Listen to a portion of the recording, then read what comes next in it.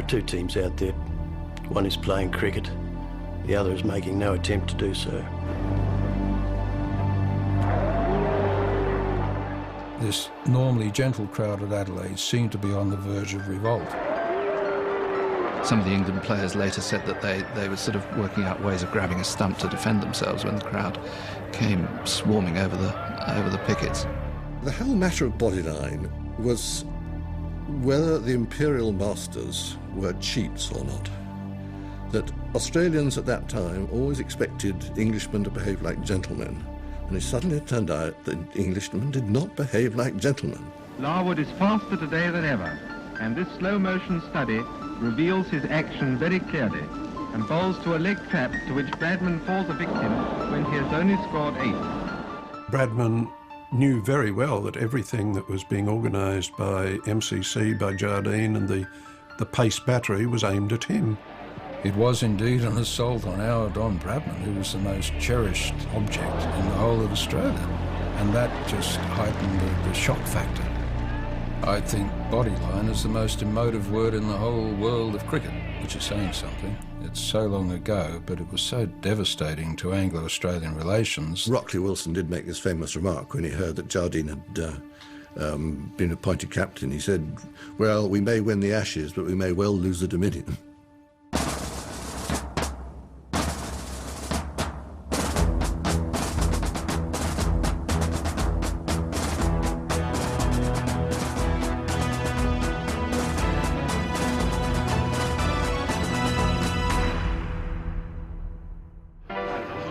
The year is 1930.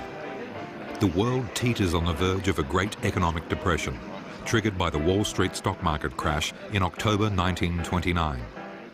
It was in this time of fear and great uncertainty that two of Australia's greatest sporting icons would make their indelible mark on the national psyche. In the 1930 Melbourne Cup, a horse by the name of Farlap would win the race that stopped the nation, carrying 62.5 kilograms, over 4 kilograms more than any other 4-year-old horse had ever carried in the Cup. At 11 to 8 on, Farlap was the shortest price favourite to win the Melbourne Cup. That very same year, on the cricket fields of England, a diminutive 21-year-old country boy from the New South Wales town of Bowral was hitting his way into the record books. During the 1930 tour of England, young Don Bradman scored 2,960 runs at an average of 98.67. In the Test matches, he scored 974 runs at a phenomenal average of 139.14. At the spiritual home of cricket, Lords, Bradman scored a chanceless 254. At Leeds, he scored 309 in a single day's play on his way to a then record 334. In the final test at the Oval, Bradman scored 232. The greatest challenge in cricket history since W.G. Grace was D.G. Bradman. And it was a problem that worried a lot of English cricket people, because it really did seem that Bradman was perhaps one day going to make 500 in a test match. Would England ever win again? Cricket was the game England invented, that England had always considered itself to be the master at, and then suddenly, here out of some strange back blocks place named Bowral, and there should be a man who was threatening to overthrow the whole culture of English cricket. The English upper class was offended by this pipsqueak from New South Wales coming and knocking them all around the ground. That was where the problem was. People who ruled at Lords were all very eminent men. They were lawyers, politicians, lords. They represented the cream of English society, and I suppose they cared about England's image. We have to bring down this man Bradman to basic size. If we don't, the Ashes are gone for 10 or 15 years. So how do we do it? What chinks are there in his armour? Bradman's batting to Larwood. That gives him his century.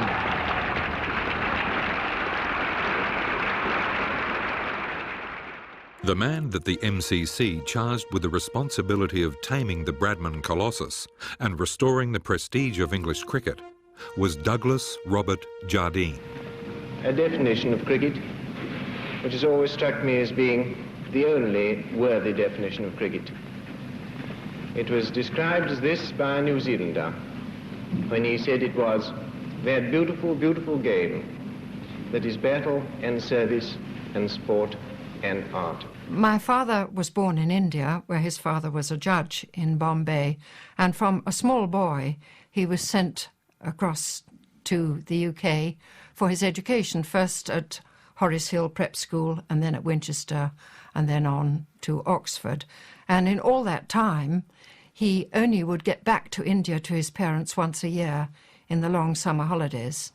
Winchester College was founded in 1382 by the then Bishop of Winchester, who came from a town, a village nearby called Wickham, and was known as William of Wickham. They decided at some stage, when old boys of schools were accorded names, that Wickhamist was what a boy from Winchester College should be called.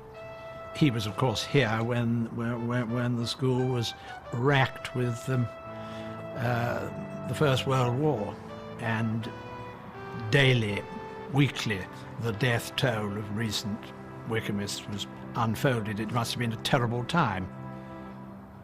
Some of the accounts of the conditions there, I mean, they just beggar belief. They were expected to run naked in all weathers out to the bathhouse, you know, when it was snowing, and there seemed to be quite a lot of time set aside during the day for corporal punishment. During the First World War, there were some very serious food shortages, in addition to which there was a certain amount of enforced labour on local farms as part of the war effort.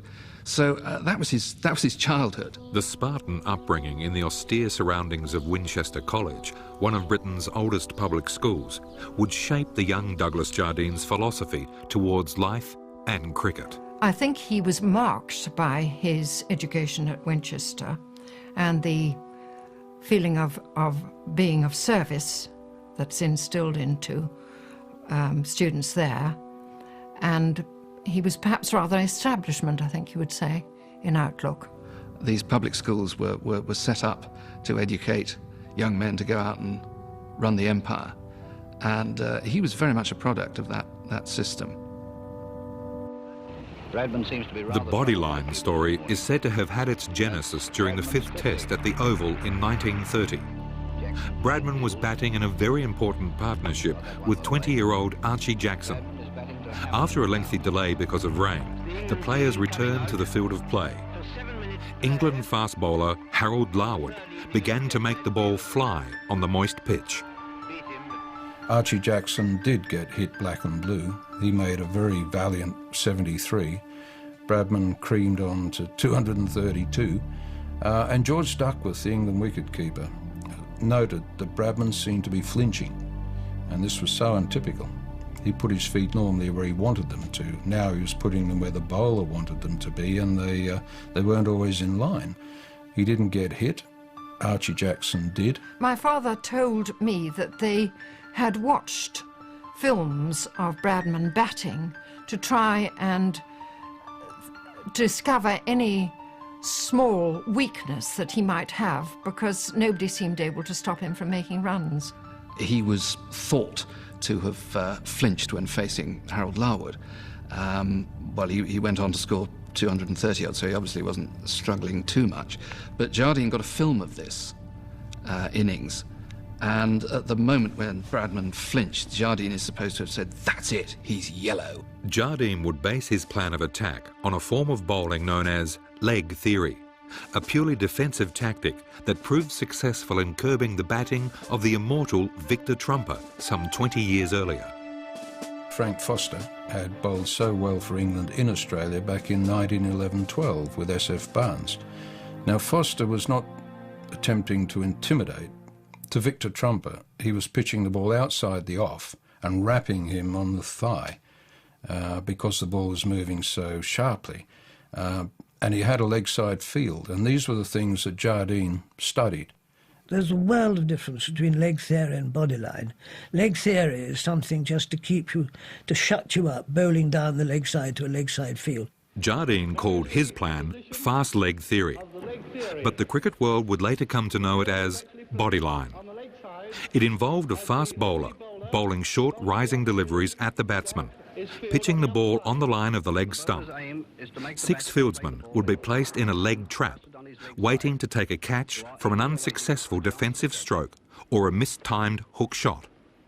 Should the batsman be successful in hooking the rising delivery over the waiting leg trap, 2 fieldsmen were placed in the outfield on the boundary to accept a catch. There was certainly nothing to stop a captain putting 11 men on the leg side, if that was what he thought was appropriate. Indeed, some of the leg theory, the Foster leg theory stuff, an awful lot of people turned up on the leg side, and that was not against the law.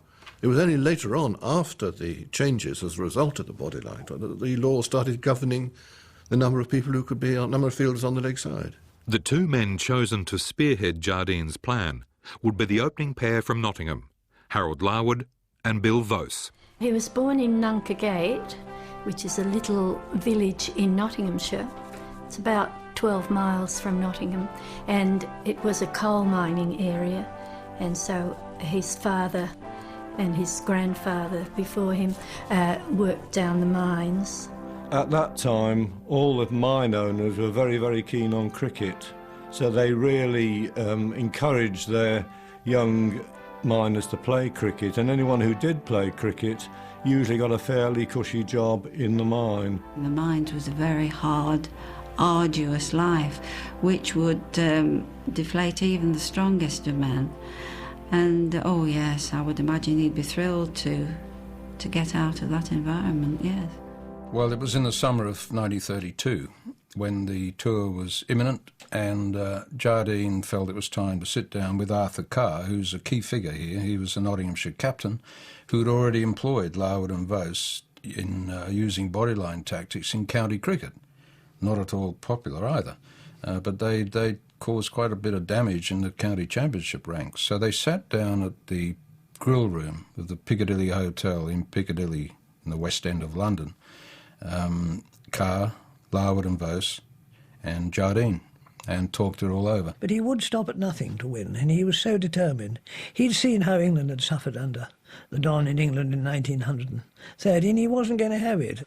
The degree to which he had the blessing and support of MCC is an area where we can only speculate. You would suppose, yes, that they selected this man back in 1931 as the leader for the next Ashes encounter. He had all the qualities they were seeking, and they felt probably they had the ammunition too in the form of these 2 fast bowlers and quite a good batting lineup as well. So I think the nabobs at Lord's had started thinking about this well before the tour actually got underway. It was quite clear. He told us it had all been agreed, worked out and agreed with the MCC, that was the way the game was going to be played, and it was the only way to stop Bradman from getting runs, or might be the only way that they would stop him from getting runs. So I think he kept to what had been agreed and got all the blame, probably, for it. First whistle has just gone. We've had a wonderful send-off at St Pancras and all the way down the line. And when we get to Australia, we shan't forget the good wishes of those who've been kind enough to come and see us off. And we hope that he will do as they hope we will do and return with the Ashes. Rockley Wilson, a much-loved and respected Don, as we call them here, for many years, who played cricket for England, was the master in charge of cricket in Jardine's time. He was asked by someone of his view on Jardine's appointment as captain of England, to which he replied, "We may win the Ashes, but we might lose a Dominion." Gubby Allen said that Jardine would say, "We have to hate them. That's the only way we're going to beat them." And Gubby Allen thought, well, that's, do we really need to, I mean, we want to win, sure, but... And there was this kind of intensity. On the way out, on the Orontes, he summoned his team, and he announced that Don Bradman, from here on in, will not be called Don Bradman, or Don, or Bradman. He will be called the Little Bastard. The arrival of the 1932-33 MCC team was greeted with excitement and eager anticipation. These were the days when Australia was still a dominion of the British Empire. an Ashes tour was seen as an ideal way to further strengthen and enhance the bonds of empire. These sentiments were reflected in the words of Australia's captain, Bill Woodfield. You have sent us a great side, but after all, that's just what we Australians expect of the home country. Win or lose, the motherland has always put up a strenuous fight. As a father and as a school teacher and a headmaster principal, there was that strict disciplinary streak, and his word was just, there was no other alternative.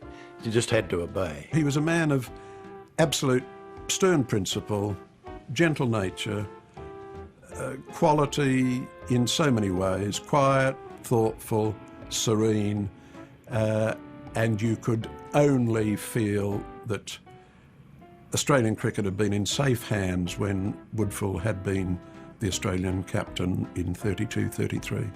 Douglas Jardine had previously toured Australia in 1928-29 as a member of Percy Chapman's very successful team, one that has been rated by many as possibly the strongest MCC side to visit Australia in the 20th century. Jardine soon found himself the target of incessant barracking from the vocal Australian crowds. His habit of batting in a harlequin cap raised the ire of many of the working-class spectators. A harlequin is something, it's an Oxford University club, and all blues and those who are near to the Oxford side are made harlequins. And it's a famous club, it goes back many years. And of course it's a colourful and beautiful cap. I'm sure my father did irritate them, and he irritated them in other ways by wearing his harlequin cap and that sort of thing. And I think that he did that as much to make himself believe that he was going to succeed. I think it was to steel himself to cope. The harlequin cap, of course, was a lovely reminder of the elitist status of those who'd come from the right university. And again, it may have been a little bit this business of just reminding the natives that one had come from a certain status, one was of officer caste, and one was not going to be torn down by the crude and uncouth barracking of these people who insisted on shouting rude things at one. The barracking got, got more and more personal as the tour progressed, and it really did get to him. At Sydney, he played an innings which Bradman described, no less, as one of the best displays of stroke play that he'd ever seen. Jardine scored about 140, a big 100, and he was barracked a lot. And as he came into the dressing room, I was told this by someone who was in the dressing room, and Patsy Hendren was going out to bat, and Hendren said to Jardine, they don't seem to like you over here, Mr. Jardine. And Jardine said, it is fucking mutual. The MCC's bowling tactics were revealed for the first time during one of the early matches against an Australian 11 in Melbourne. Bradman played in this match and was quick to reveal his concerns to his New South Wales teammates when he returned to Sydney. I can particularly remember Don Bradman coming in. We were playing Victoria, and Don wasn't playing. At that stage, we hadn't seen the English team play. And he said, I want to tell you fellows, he said, you have no idea what this summer's going to be like. He said, you just can't visualise it. When the MCC played New South Wales, many of the batsmen took a pounding and the writing was on the wall. However, there was nothing in the laws of cricket as they stood at the time to prevent the use of such intimidatory tactics.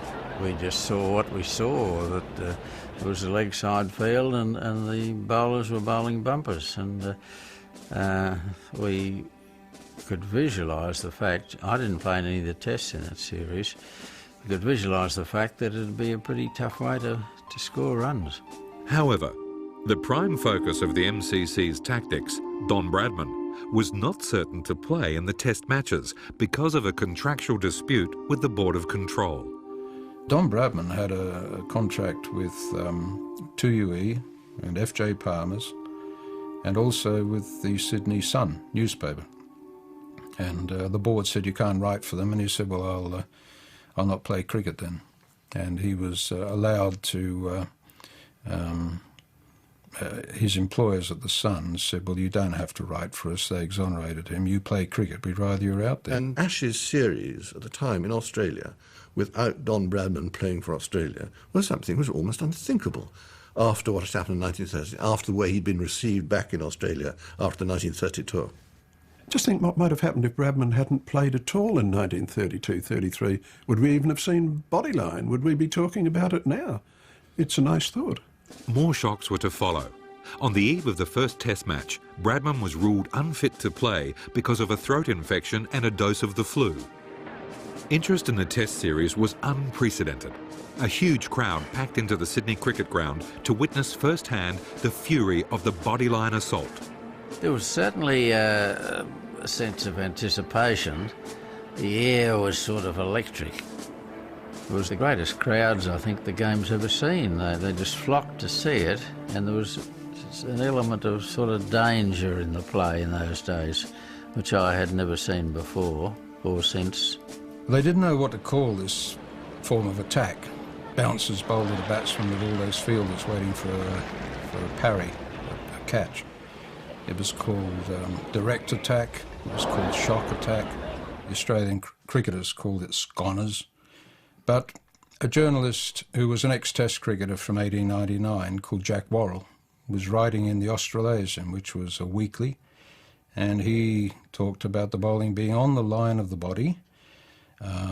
This had other people thinking. Hugh Buggy in the Melbourne Herald then said on the body line, and then Ray Robinson, who was a young sub-editor in the Herald offices, joined the words together. And although it didn't appear in the headline on that first historic afternoon, in that edition, somewhere in the story was body-line, and a word was born that is with us still. They were all timeless tests, so you could not play for a draw.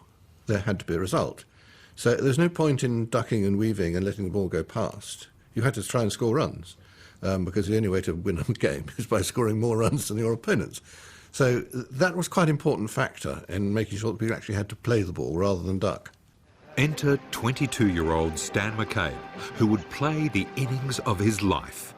All the family had come up from Grenfell, Mum and Dad and the three brothers, and he sat with them while the openers did their best. And when it was time to pad up, he said to his dad, if I get hit out there, Dad, make sure Mum doesn't jump the fence. McCabe hooked Larwood and Vose ferociously, launching a courageous assault on the bodyline bowling, delighting the huge crowd. Stan was utterly fearless. The shorter they bowled at him, the harder he hooked them. And I'll never forget the moment when he just played one or two lovely hooks, and there were fieldsmen sort of ducking everywhere. And Larwood came up and bowled, and Stan sort of let the ball go, and just as it was flashing by, he just caressed it through the slips to the fence. Well, I've never heard such a roar go up, you know. It was one of the finest and the most dramatic innings that I've ever seen. McCabe went on to score 187 not out in Australia's total of just 360. This heroic innings is regarded as one of the finest in the history of Test cricket. And had not Stan McCabe made that astonishing 187 not out, where you had luck, he admitted that, you needed luck. It could be that the tour would have ground to a halt somehow. But what Stan unfortunately proved was that with a bit of luck you could make runs against it, and if only Bradman had played in that test and had made runs too, perhaps Jardine would have rethought. Despite McCabe's remarkable defiance, England went on to win the first test comfortably by 10 wickets. Much discussion now centred on whether Australia would retaliate and give the MCC batsmen a barrage of bouncers with a leg side field in place. I can't see Bill Woodfield ever, as he would have considered, I'm sure, stooping to using retaliatory tactics by trying the lesser Australian bowlers as an Australian version of bodyline bowlers. He was just not the man to do it. I feel he felt too strongly against it, and while a Vic Richardson almost certainly would have done it if he'd been captain, and one or two others may well have done.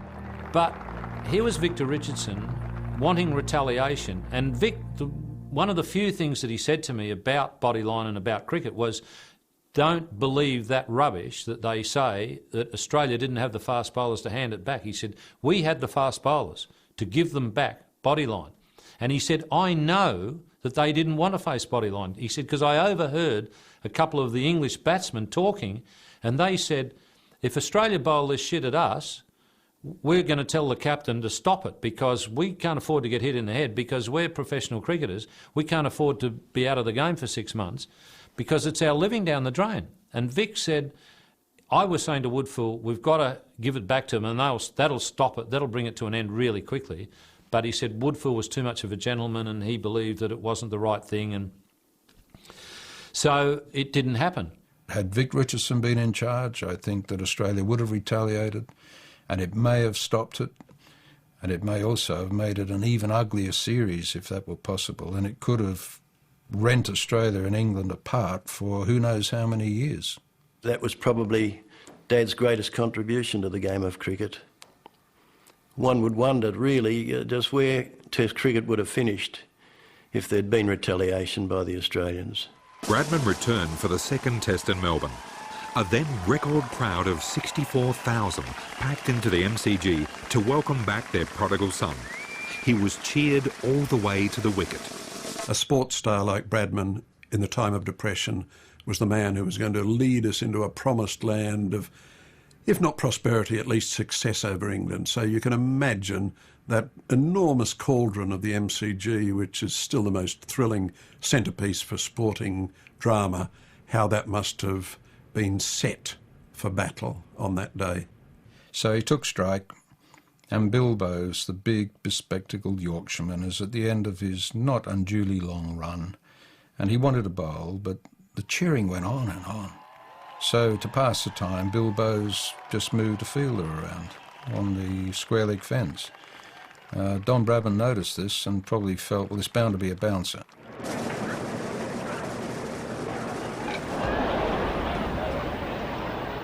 Australia's saviour, Bradman, was out. First ball for a duck. You could have heard a pin drop. The only noise, apparently, was Jardine out at mid-on, hopping around like a wild man. He lost his dignity just for those few seconds, and I suppose he thought, well, what more could a man wish? After all that planning, we've got him, first ball. It was a different story in the second innings. This time, Bradman pulled the first ball he received, ironically again from Bill Bowes, for 4 runs. The crowd let out a deafening roar. The battle was underway. Bradman attacked the bowling at every opportunity. Every run was cheered. His much-anticipated century was greeted with volcanic applause. When Australia's last man, Bert Ironmonger, was run out, Bradman remained 103 not out. Australia went on to win the second Test by 111 runs. Australia's national hero had tamed the bogey of Bodyline, or so many thought. The series was now level at 1-1.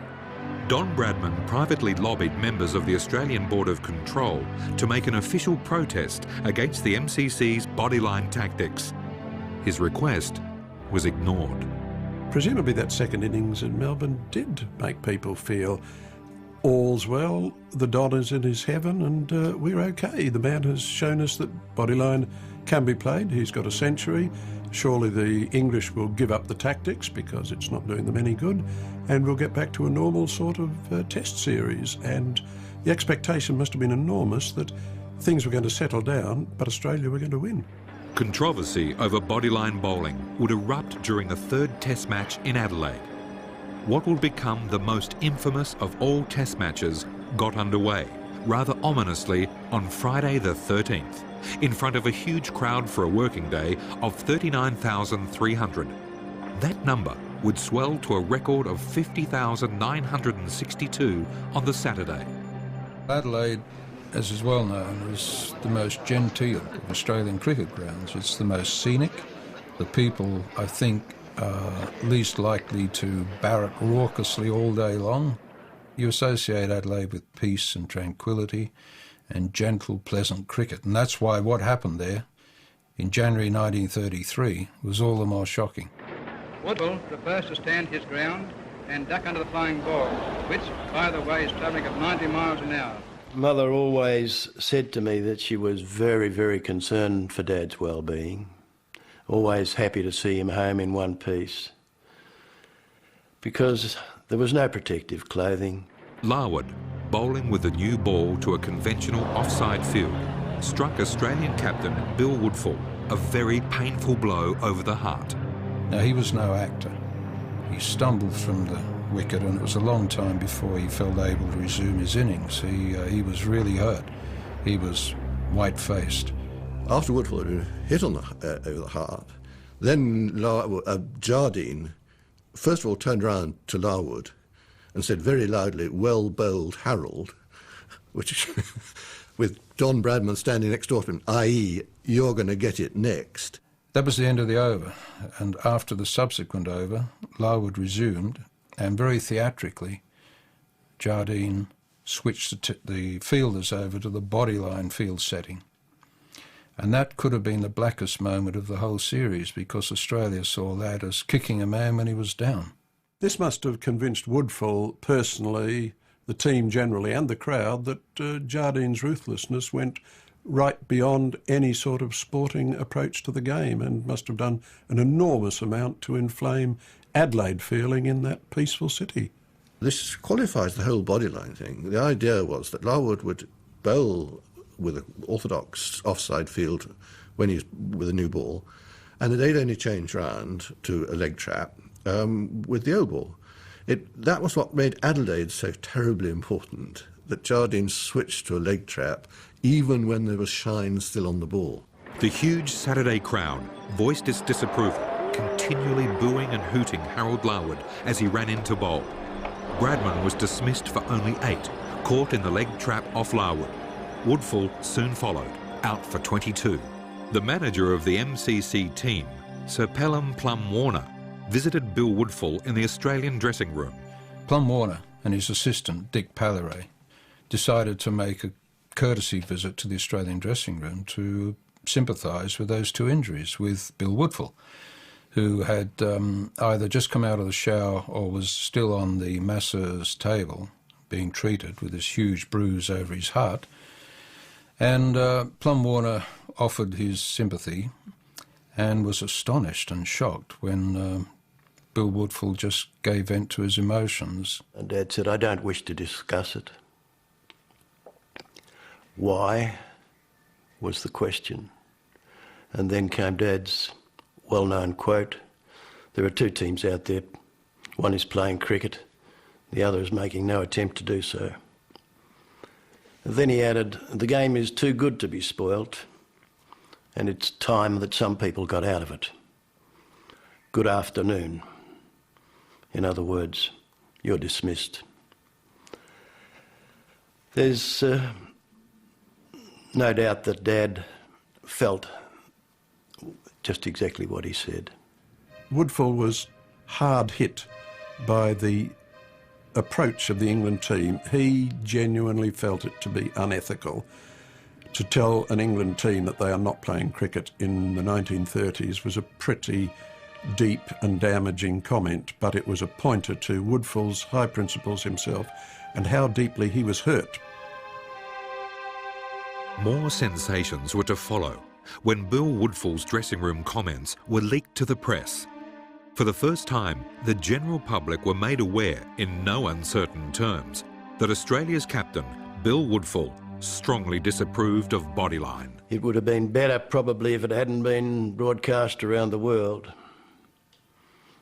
And Dad was very, very upset that it was leaked out from the dressing room. But once it was out, there was nothing that could be done. Now, the Australian team, bar those 2 out in the middle, who I think were Ponsford and Richardson, some of them from the balcony watching the game could just about hear what was going on. So you could say that who leaked it to the press? It could have been any one of them. Jack Fingleton, who was a professional journalist, was a member of the Australian team, and there were hints that he was the man who was involved, and of course he denied it strongly. But there was much feeling that it was leaked to Claude Corbett of the Sydney Sun, and it so happened that Donald Bradman was a columnist for the same group. Many people have put 2 and 2 together of those 2 points and made 4. Fingleton accused Bradman. Bradman implied that it had to be Jack Fingleton, and it was a very unfortunate business in that 2 estimable men didn't speak for years. Jack Fingleton's book, The Cricket Crisis, is well worth a good read for any that could get their hands on it. That goes into it pretty thoroughly. The story is told me by Claude Corbett, then writing for The Sun, and a colleague of mine was this. I got a ring on the phone that night at our hotel. It was from Don Bradman, who told me he wanted to tell me something. Don was also working in a third sense for The Sun, being associated with a broadcasting firm and a sports store. We arranged a rendezvous on North Terrace, and while we sat in his car, he told me all about the Warner Woodfield incident. It was too hot a story to run on my own, and I gave it to all the press. I was bequeathed a document by Gilbert Mant, who was the last surviving reporter on the Bodyline series. He wrote for Reuters. The document that he left me was an article he wrote shortly before he died, and he said that I was not to divulge the contents until after he and Sir Donald Bradman had passed on. Gilbert Mant died in 1997 in his 90s, and this is the document that he left me. It's a long article on the Adelaide dressing room leak, but it concludes, for some reason the story continued to intrigue me, and in 1996 I delved further into it. I telephoned Claude Corbett's son, Mac Corbett, a former Sun Herald journalist in Sydney. He told me that Claude had never mentioned the dressing room incident to his family. But I was in for a shock when I questioned his sister, Helen Carney. She told me that after Claude's death, her mother confided in her that Claude had told her that Bradman had been the culprit, confirming the secret of the after-dark meeting as alleged by Fingleton in 1978. Now, where does that leave us? I believe implicitly in Bradman's denial and have no reason to doubt Mrs. Carney's story. Claude Corbett was a down-to-earth, hard-drinking, convivial character, fond of a practical joke. Perhaps he'd perpetrated a gigantic leg pull on Fingleton, but it was scarcely conceivable that he'd do the same thing to his wife. So we're left wondering, and I think the whole 11 Australian, well, excepting Woodfield, the 10 players are under suspicion. But the thing is, whoever put this story to the press is really a hero, because at long last, Australia knew that Bill Woodfield resented what was happening. He was angry about it, and that gave every Australian in the land carte blanche now to stand up and say, this is wrong. And we all, including Bill Woodfield, think so. And something's got to be done about it. Bodyline became an international incident when Australian wicketkeeper Bert Oldfield had his skull fractured after being struck in the head while attempting to hook a short ball from Harold Larwood. Larwood was bowling to a conventional field at the time, but as Australian captain Bill Woodfield strode onto the ground to assist the injured Oldfield from the field, the anger of the large crowd was reaching boiling point. This normally gentle crowd at Adelaide seemed to be on the verge of revolt, and the authorities were very worried, and there were either 200 or 400 mounted troopers at the back of the pavilion, ready to, some said they were armed. I think they were very afraid then that the crowd might come over. And Gubby told me once that Jardine had, as it were, issued battle orders, and he'd said to Gubby, he said, if it does happen, he said, you take one stump, and he said, you'll, insofar as you can, defend Bill, and he said, I'll take the other, and he said, I'll go off with Harold. Adelaide authorities were rightly very, very worried indeed. The combination of poverty, unemployment, and this imperialist, ungentlemanly English swine coming and knocking our heads off, the combination was lethal. The Australian Board of Control hurriedly composed and dispatched a cable of protest to the MCC at Lords. Bodyline bowling assumes such proportions as to menace best interests of game, making protection of body by batsmen the main consideration. causing intensely bitter feelings between players, as well as injury. In our opinion, it is unsportsmanlike.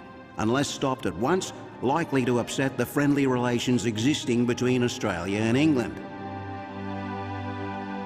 I think my father was appalled to have been called unsportsmanlike. From his point of view, he was carrying out instructions that had been agreed with the MCC before they had set out on the tour. To accuse an English gentleman, an MCC committee man, a man wearing the bacon and eggs tie of being unsporting, or any team under his name. And don't forget, in those days, of course, the touring team was MCC. It was sent out by the Melbourne Cricket Club. Then to say that they considered the behaviour was unsportsmanlike, to say that to Lord Lewisham, Viscount Hailsham, the Lord Chancellor, the Lord Mayor of London and others, this had to be scraped off the wall. And so no wonder these people thought, these colonials can't call us unsportsmanlike. The MCC cabled their response. We at the Marylebone Cricket Club deplore your cable. We deprecate your opinion that there has been unsportsmanlike play. We have the fullest confidence in captain, team and managers, and are convinced that they would do nothing to infringe either the laws of cricket or the spirit of the game. We have no evidence that our confidence is misplaced. We hope the situation is not now as serious as your cable appears to indicate. But if it is such as to jeopardise the good relations between England and Australian cricketers, and you consider it desirable to cancel remainder of programme, we would consent, but with great reluctance. If you really want, I mean, with great regret, we'll cancel the rest of the tour, knowing full well that the Australian Board of Control couldn't possibly cancel the rest of the tour because they needed the money. Englishmen far away in the comfort of their lounge rooms and in their committee rooms, they had no idea what was going on. It's not like today where we're seeing full-colour, live, slow-motion coverage of games thousands of miles away. They had to rely on letters and cables, and they knew that Larwood bowled bouncers and he bowled fast. Were the Australians squealing? Couldn't they take it? He was only 5'7½", and most people think that to be a fast bowler you have to be tall and strong. There is one story where a little boy and his father came along to meet Dad, and the little boy looked up and stopped at the 5'7½" and said, "Geez, Dad, he doesn't look like a killer." He was perceived as the closest thing to a mass murderer. He was after Don, he was after the rest of them. Now, this had been... It had been magnified to an extent that was truly frightening, and the most frightening thing of all was the lack of comprehension because of the tyranny of distance. The English gentleman had suddenly turned into a non-English non-gentleman and almost a cheat. And that, for the imperial masters, from the Australian point of view, was intolerable. The spirit of cricket had been breached, this hallowed game. This game that Victorian England had given to the world, it stood for all that was great and good. It was being besmirched by the very people who had given the game to the world, and this was beyond the comprehension of a lot of Australians to start with, and then anger built up.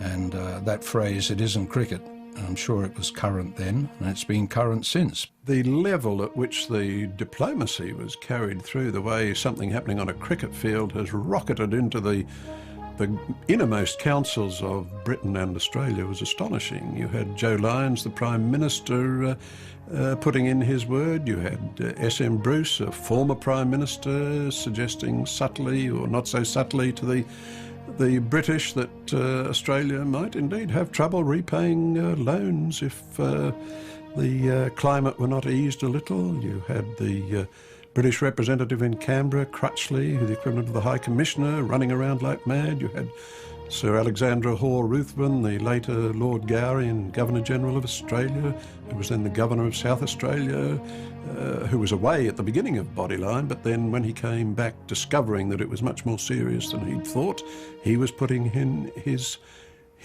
slice of the action, and the whole thing became something at an extraordinarily high level, involving Canberra, Whitehall exchanges that probably were not matched until you got onto apartheid, in a sporting term. The public furor created by Bodyline was such it made the implacable Douglas Jardine reconsider his strategy, if only momentarily. After the third test at Adelaide, he did call a meeting of the players and suggest that they abandon Bodyline. Not so much in response to the accusation that it was unsportsmanlike, but because it was having such an effect on the crowd, and they feared that there might be a riot, and the obvious extent to which it was souring relations between the two countries. And they talked about it, but the general feeling, even among those who strongly disapproved of Bodyline, was that it would have looked like an acknowledgement that their tactics were unsportsmanlike, and that's what they couldn't bear to admit. Bodyline served its purpose. England won the series 4-1 and regained the Ashes. The prime motivation in employing Bodyline tactics, namely to mute the prolific scoring of Don Bradman, achieved the desired results. He was not quite brought to his knees, but he was transformed into something unrecognisable from the previous 4 years. He came out of it with an average of 56, which is respectable, but it was probably a quarter of what England feared he would average against them against orthodox tactics. Without the field setting, the whole thing fell down a little bit. I mean, we'd had bouncers bowled before, quite a few, but consistent bouncing of the ball to a leg side field has completely negated all the attractiveness of the game of cricket. All the attractive shots in the game, like the cover drive and things like that, would be non-existent. And I mean, who wants to go out the ground and watch fellas ducking and diving and getting caught off their gloves or getting hit and falling down and so on? I mean, that's no attraction. The success of Bodyline was ultimately due to the consummate skill of Harold Larwood and his ability to bowl with such sustained accuracy at such fearsome pace for such long periods of time. It was extraordinary, wasn't it, the reception that Harold Larwood got after you think the suffering that he'd caused upon the Australian team and the Australian public, the Australian nation, when you think the reception that he got when he made 98 in the last Test match. He came off as though he was a hero. Isn't it strange, wasn't it? He went in as night watchman. He didn't like that when Jardine said, "Pad up, Harold." He thought he'd done enough already. He wasn't a bad bat, actually, Larwood. And he said he made 98 runs.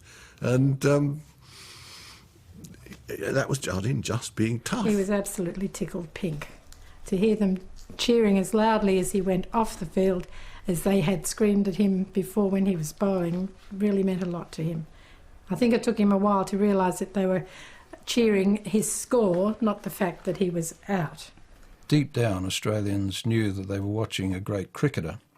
They probably realised he was a tool in something, in a system that was larger than himself. The Australians were delighted to see him do it because they recognised bravery and guts and effectiveness for the team. And Jardine, back in the pavilion, must have been scratching his head and burying his face in his hands, saying, "I don't understand these people." Douglas Jardine's love-hate relationship with the Australian crowds did have its lighter moments. There is a story that when the Bodyline was in full flight, and this day Jardine's name went up on the board, and of course the crowd immediately started, and he's making his way to the door and he stops.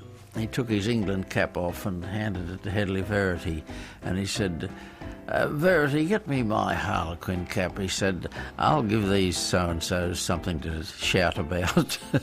My father enjoyed the sort of repartee, and he told us of an occasion at a Test match in Sydney, when on a very hot day, fielding in the outfield and trying to flit away the flies that were all round him because it was so hot, and some wag in the crowd behind him saying to him, "You leave our bloody flies alone."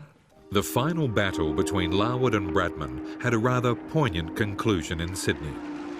Larwood bowled his heart out, whole tour, on hard Australian wickets, something that he really wasn't used to. And any fast bowler will come down with a great crash on those wickets, particularly somebody bowling at Larwood's pace. And he broke a bone in the middle of an over. But Jardine said, "You finish the over." And here we had one of the dramatic cameos of the whole series when Bill Woodfield, of all people, was at the other end. And he acknowledged that Larwood was a bruised and battered warrior, and he treated him kindly. All Larwood could do, apparently, was to stand at the crease and roll his arm over. And he said, I thought to myself, well, here's 5 fours. And Dad just patted the ball gently back to Larwood and refused to take advantage. Larwood said that that's the sort of sportsman that Bill Woodfield was. Larwood asked to go off. Larwood, you are not going off until Bradman is out. And you're not only not going off, but you're going to field at cover point so that Bradman can see you every time he looks up. Fortunately for Harold Larwood, Don Bradman was dismissed shortly afterwards, and the pair of them then walked off. Jardine said, "You can go now, Harold." And they walked off, of course, without speaking to each other or acknowledging each other. And there you had the 2 key characters of the Bodyline series leaving the arena shortly before the close of this extraordinary series. Bradman scored only 1 century in this series, and when Walter Hammond hit the winning 6 to conclude it, everyone was happy. England's first captain after the last war, when we went to Australia in 46-47, was Wally Hammond, who'd been, of course, to Australia in 32-33, making his 4th tour to Australia he was. And he was asked on the eve of departure about Bodyline whether there'd be anything of that sort again, and he said, on no account will there be anything like Bodyline. He said Bodyline was bad for the game. He said, I didn't approve of it. And he said, really, he said, when I look back, I'm quite surprised nobody was killed. MCC didn't hurry to amend the law concerning intimidation.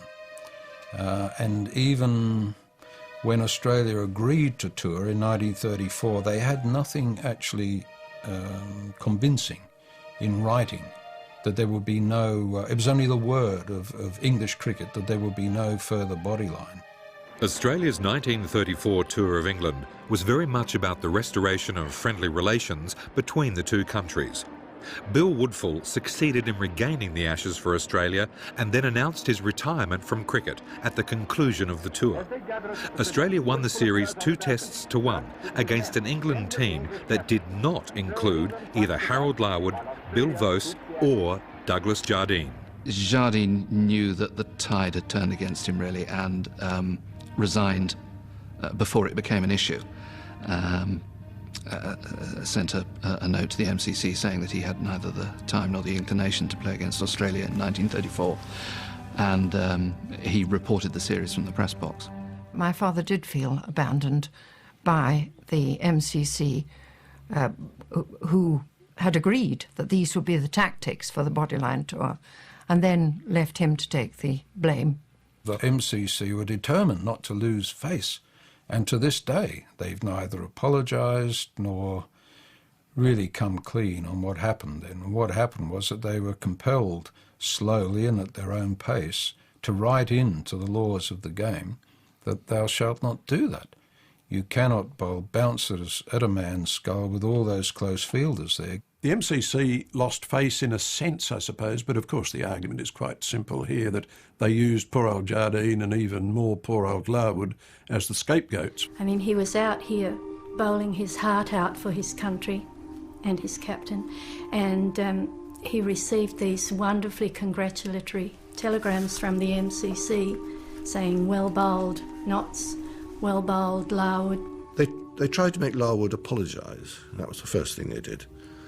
And Larwood was required by the Nottinghamshire authorities, at the instance of the MCC, to write a letter.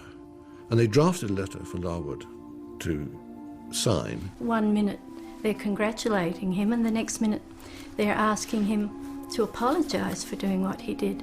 I don't think he ever got over that hurt. I think he hurt inside.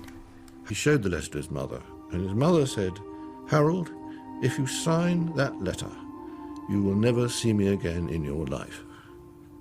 And he didn't. He never played for England again. He was simply rejected, which is why he ended up in Australia. In 1950, Harold Larwood, his wife and 5 daughters migrated to Australia and settled in a suburb of Sydney, where he lived very happily for the remainder of his life. Occasionally, he would renew acquaintances with his old foe. Dad and I had gone to town to do some shopping. I think he was going to buy Enid and I a watch for high school. And we were walking up Martin Place to get the bus home, and Dad said, "Look who's coming here." I said, "What?" He said, "It's Don Bradman." So they stopped and they shook hands and had a chat. We walked away and Dad says, "Well, I bet the people around wouldn't have guessed who was talking there together." Douglas Jardine visited Australia on business in 1954. He was pleasantly surprised at the warmth of his reception and was delighted to strike up a friendship with Australia's cricket-loving Prime Minister, Sir Robert Menzies. And there's a story of them at a dinner, and at the end, Sir Bob turning and saying that to my father that he thought he was probably the most unpopular man in Australia, and my father very quickly correcting him and saying, on the contrary, that he reckoned that he was more unpopular still. My father had an invitation from the Melbourne Club to attend their centenary in '77, and he was absolutely amazed, you know, at the attention that he got. Well, there you see the 2 famous cricketers of yesteryear, Harold Larwood and Bill Vose, accompanied by the chairman of the Australian Cricket Board, Mr. Bob Parish, who's just applauding the 2 former great fast bowlers as they go out onto the centre wicket. Bill Vose, just taking his coat off, is about to bowl the over, I think.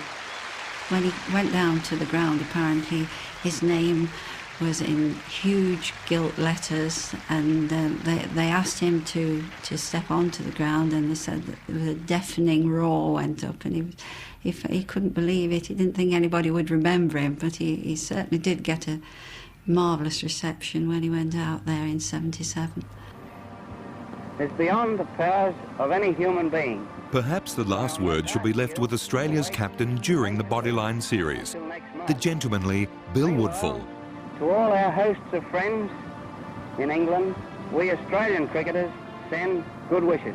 He certainly enjoyed his cricket up till the Bodyline series. And the Bodyline series spoilt his love for the game, and after that he said, "I didn't really enjoy the game anymore." So it took a lot out of him from that point of view. Bert Oldfield, as a matter of fact, said to Mum that he was quite convinced that the Bodyline series had shortened Dad's life. You felt with Bill Woodfield that there was no one who would have been better suited to see Australia through the difficult few months of Bodyline. He was a ruthless chap, Douglas. He was most uncompromising. There was nothing that was going to deter him from carrying out right to the end, I would imagine. Bill Vose moved the ball into the batsman, and that made him quite awkward when he bowled the bouncers. The keynote for good bodyline bowling is accuracy, and there are very few bowlers who can bowl fast and accurate deliveries. Larwood was one of the very few who could do that. Don Bradman meant more to Australia then than ever before or subsequently, I would suggest. To see him brought down